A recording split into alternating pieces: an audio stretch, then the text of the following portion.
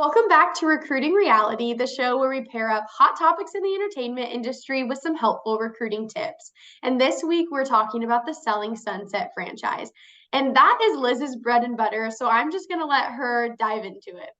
This is so true. I love the Selling Sunset franchise. Right now, I've been tuning into Selling the OC, but I think I feel this like extra special connection to it because I feel like real estate agents are so similar to recruiters, and that Yeah. essentially we're advocates for you during the process of, for them, it's homeowning or selling a home. And specifically they target this broker called Oppenheim Group, and it focuses on all the agents and kind of all the deals that they have to do in working with their different clients. And it's really similar to the world that we're in, where we are representing you during your job search. And so today we wanted to compare kind of finding the right agent at the Oppenheim Group with making sure you are doing all the research you need to find the right recruiting firm and what goes into that. This one's more for the candidates. So we're going to share a couple of tips for candidates and looking for a recruiting firm.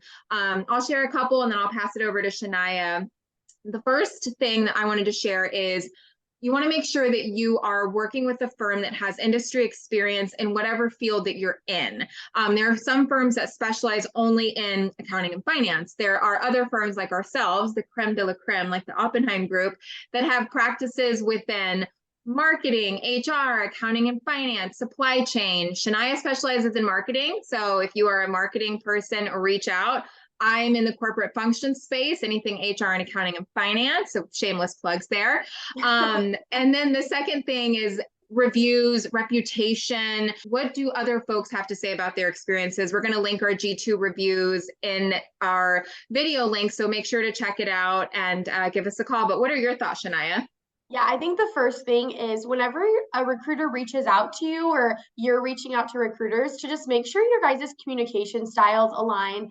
Because I know on the job seeker end, it's hard to try to reach out to a recruiter who's not very responsive or who just isn't giving you the effort and energy that you're looking for as you're having a very anxious time, like trying to get a new job and wanting to get an email back on interview times or prep or anything like that. And so just making sure that your communication styles align just so in the long run, like you feel good with who you're working with and you feel confident that they can advocate well for you. As we always say, like we're candidate advocates. So if you feel like they can't advocate well on your behalf, you may want to start looking elsewhere as far as an agency recruiter goes.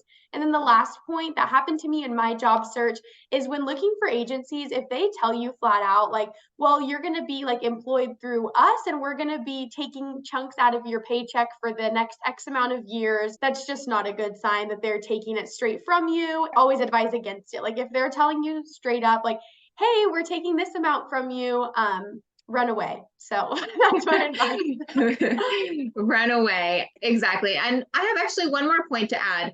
I think it's also, we talked a little bit about this in our responding to an email from a recruiter. Don't be afraid to just have a recruiter that you're working with, whether you're a passive job seeker. So kind of tying it back into that, I think just having a recruiter that you trust for when you're actively looking and passively looking is so critical. So hopefully this video will help shed some light on what to look out for when looking for a new recruiting firm. Yeah, definitely. And make sure to stay tuned next week.